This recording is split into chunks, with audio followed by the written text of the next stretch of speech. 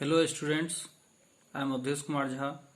We are going to discuss the second chapter of political science of class 9. The title of the chapter is Electoral Politics. In the previous video, we have discussed about code of conduct and law, polling and counting of votes, and what makes election in India democratic. In this video, we are going to discuss popular participation, acceptance of election outcome, changes to free and fair elections. Popular participation. If the election process is not free or fair, people will not continue to participate in the exercise, it means in the election procedure. People's participation in election is usually measured by voters' turnout figures.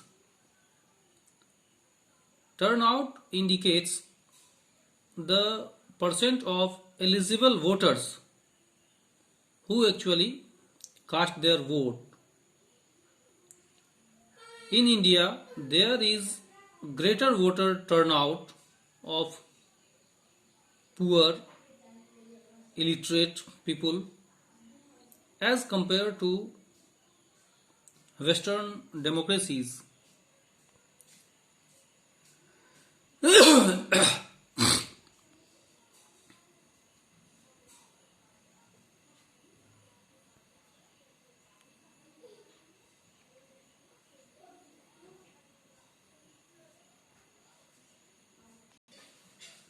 Means in India, the poor, illiterate and underprivileged people vote in larger proportion as compared to the rich and privileged section. Through election, voters, it means people, can bring pressure on political parties to adopt policies and programs favorable to them. The interest of voters in election related activities has been increasing over the years. During the 2004 elections, more than one-third voters took part in a campaign related activity. More than half of the people identified themselves as being close to one or the other political party. One out of every 7 voter is a member of a political party. Acceptance of election outcome.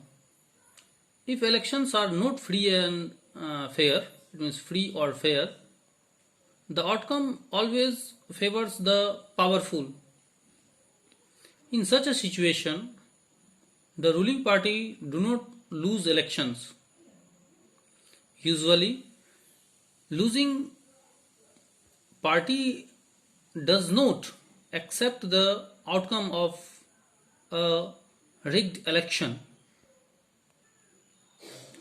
The outcome of India's election speaks for itself.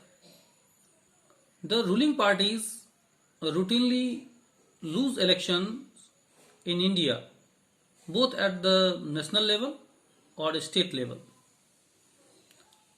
In the US, an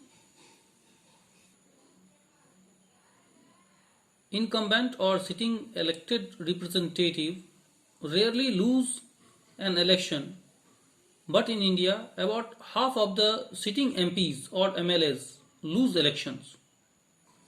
Candidates who are known to have spent a lot of money on buying votes and those with non-criminal connections often lose elections in India. Except some disputed elections, the electoral outcomes are usually accepted by the defeated party as people's verdict.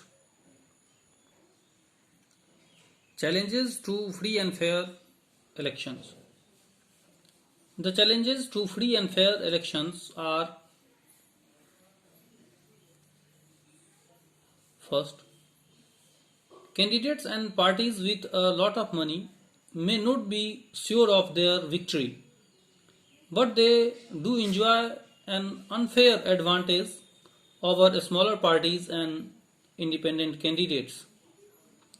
Second, some candidates with criminal records are able to secure party tickets from major parties due to their political connections. Third, some families tend to dominate political parties. A tendency for dynastic rule is very common.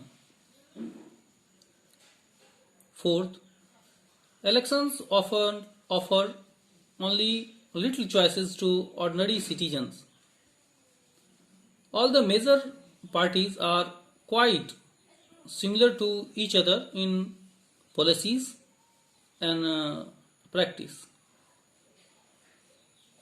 Fifth, smaller parties and independent candidates suffer a huge disadvantage compared to bigger parties in terms of money, power, and organizational support. These challenges exist not only in India but also in many established democracies. This is a matter of concern for all who believe in democracy.